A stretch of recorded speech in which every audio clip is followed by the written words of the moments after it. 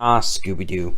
You say Scooby-Doo and me, we go way back. I watched the show when I was a little kid, like very little. I can distinctly remember seeing one of the movies we had on DVD when I was like 5 or 6 or something. Man, that was over a decade ago.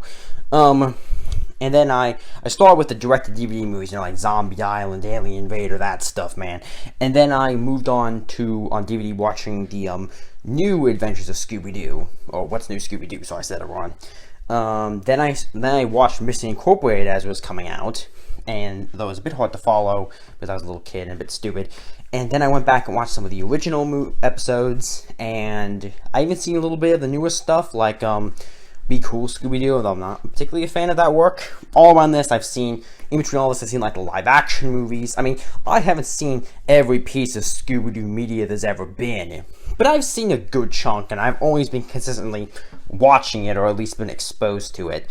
And honestly, it's one of my favorite franchises. It's not like the greatest thing in the world, never has been, and probably never will be, but I enjoy it for what it's worth.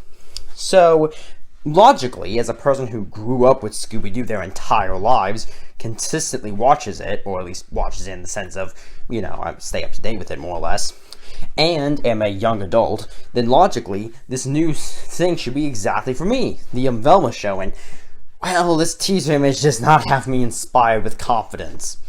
It's just sad, okay? When I first heard rumors going on, they were making a Scooby-Doo like adult show, I thought they were just rumors. I thought it was made up. You know what I mean? Not true.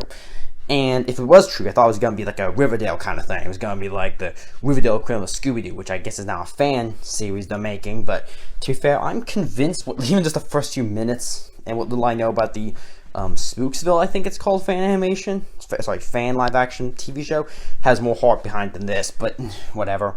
That's a topic for another day. I hadn't even seen the first episode of that, but just look at this. Just look at this. It has the classic flaw of every adult animated show ever conceived of by mankind. I mean, look at this. It's got random sexuality for no good reason. I mean, look at this. Like please. I mean, I know it's a classic comic bubble joke of the bubbles. You know what I mean? But why? Just what's the context of this? Why is this in the episode? Why is this in a part of it? And look, senseless violence. And I'm a fan of violence. I like a good action show myself. I like me some good fight scenes and some high-flying adventure. But everything has to be done with a purpose. And this is just some poor person's head cut right open, and I don't think the brain's in there. And at first I thought the brain was just removed, but that looks like an animation frame, like it just got cut off.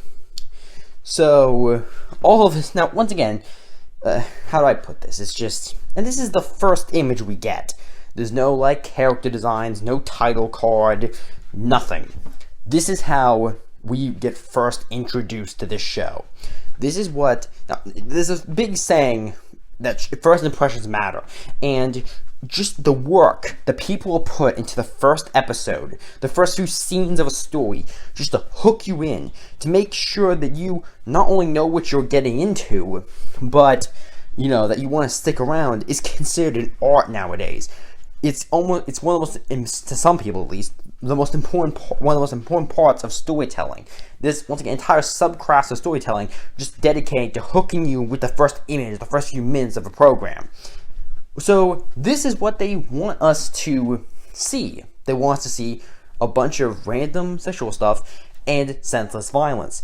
Not good writing, not stories, not fun design. This is what they want. That is what they're selling on. And I am tired of it. Like my sister hates this kind of thing way more than I do. I just disdain it. Emma really hates it. But she has a good point of it. How with adult program, when you can be adult, there's so much more you can do with something. Instead of it's just ha ha ha in your windows, ha ha ha violence. There's more you can do with it. You can tackle themes that you just can't in kids media. Just logistically, you can't. And you could have done that here. And no, we're just gonna make it another dumb, senseless, adult, quote-unquote show. Which the only way it's adult is because it has violence and sex stuff in it. Not because it has any mature themes or mature talking, or even just it's made for a mature audience. It's made for tweens or early teens who watch Adult Swim when no one's looking. That's what this is made for, basically. And it's just annoying. And so much you could do with a more adult Scooby-Doo. I bet you're gonna say, well, Will, what would you do with a Scooby-Doo if you were given rights and you had to make it more adult? Well, first of all, if I was gonna make a quote-unquote adult Scooby-Doo, I would just use it for opportunities to be a little bit more on the nose with some things. Occasionally, someone got murdered. You know what I mean? That's probably about as far as I go in most cases. Because look at something like Mystery Incorporated. That thing was for kids, and that thing was able to get away with a lot. Scooby-Doo bloody gunned down people in the final episodes with a machine gun. And that was okay, and it was awesome, and I'd watch an entire series of that. But all I'm saying is Scooby-Doo has never shied away from certain aspects, so realistically, you can get away with a lot as long as you're careful. But for this idea, we shall use the more quote-unquote mature audience, just to be a little bit more open about things.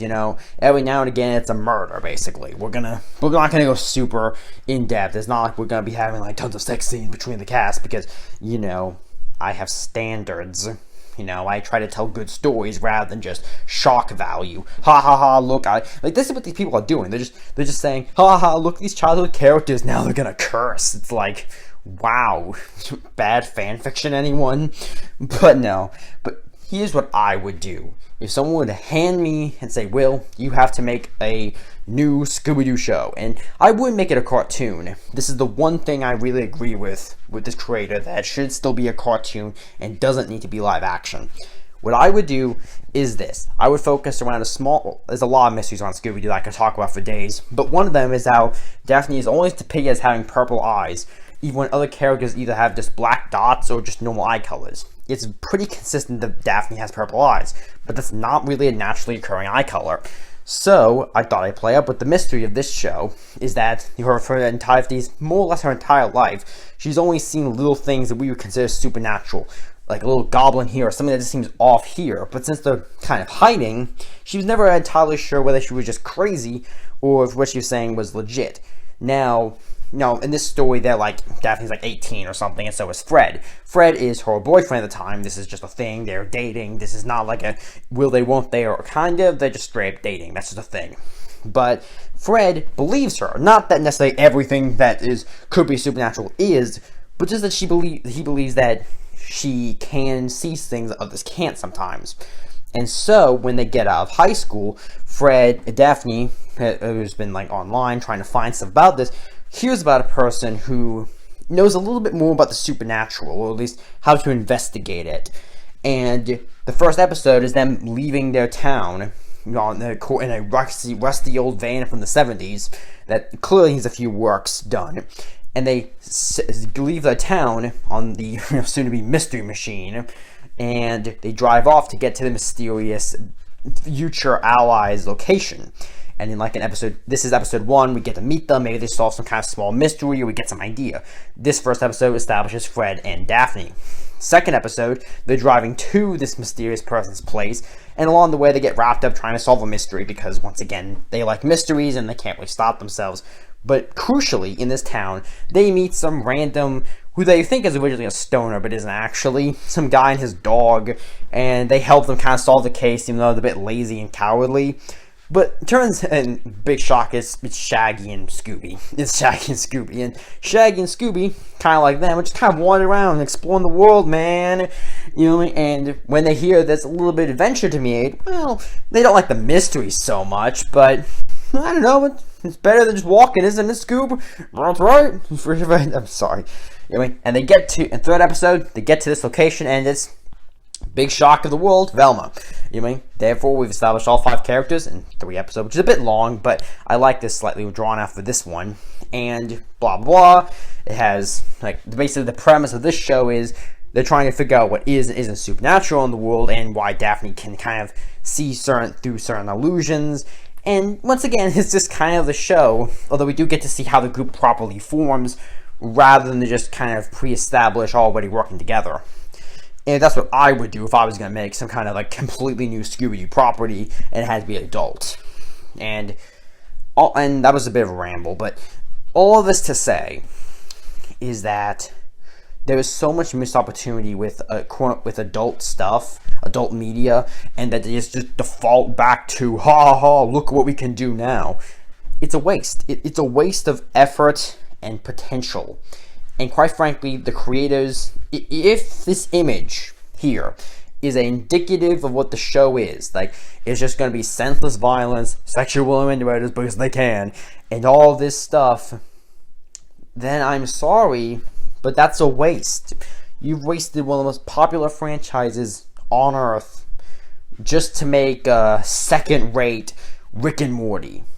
You wasted Scooby-Doo, one of the most popular IPs that can comfortably stand on the level of Superman or Mickey Mouse, can sit right beside them in popularity, and you waste it to make a second-rate, moldy Pickle Rick joke. Disappointment. Anyway, if you agree or have any opinions on this, tell me in the comments, and I'll see you next time. Yeah. Hey, why don't you hit that sub button? You're gonna become a subscribble. Get to see my content quicker. Wouldn't that be nice? I bet so.